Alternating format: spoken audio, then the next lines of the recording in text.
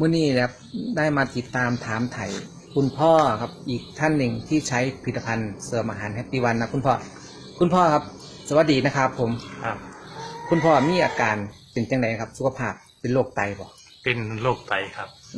เป็นมากี่ปีคุณพ่อเป็นมาจะ7 ปีละ7 ปีแล้วครับฟอกไตประจำเนาะฟอกประจำบริการเดือนหนึ่งกี่ครั้งครับเดือนนึงก็8 ครั้ง8 ครั้งอาทิตย์ละ2อาทิตย์ละ2ครับผมก็รู้สึกแตะกอนนี่รู้สึกเมื่อยบ่ เมื่อยเลย พอมากินเสริมอาหารแฮปปี้วันเป็นจังไดครับพ่อมีแหงขึ้นมาเลยหน้าตาก็แดงปิ่งปังครับกินเขาก็แซ่บเลยแตะกอนนี่ฟอกนี่จะมีอาการเมื่อยเนาะเมื่อยได้ฟอกมาเมื่อยเลยอันนี้พ่อมากินเสริมอาหารแฮปปี้วันเป็นจังไดพ่อมีแหงขึ้นมาเลยโอ้ร่างกายเปลี่ยนแปลงครับผมแขนขาก็มีแหงแต่ก็ร้อยแหงร้อยขาแล้วก็สุขภาพอย่างอื่นนะคุณพ่อเป็นเบาหวานความดันเป็นจังไดปัจจุบันนี่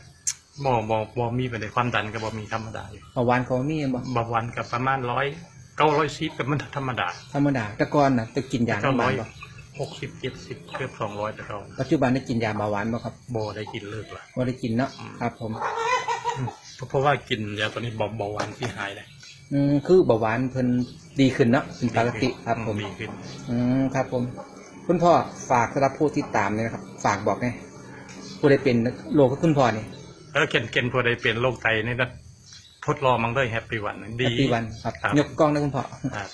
ดีครับดีแบบนี้ครับครับผมรับประกันเลยรับประกันเนาะครับรับประกันคุณพ่อกินรู้สึกว่ามั่นใจป่ะมั่นใจเลยผมเที่ยวกินประจำเลยขอบคุณหลายแล้วครับผมครับ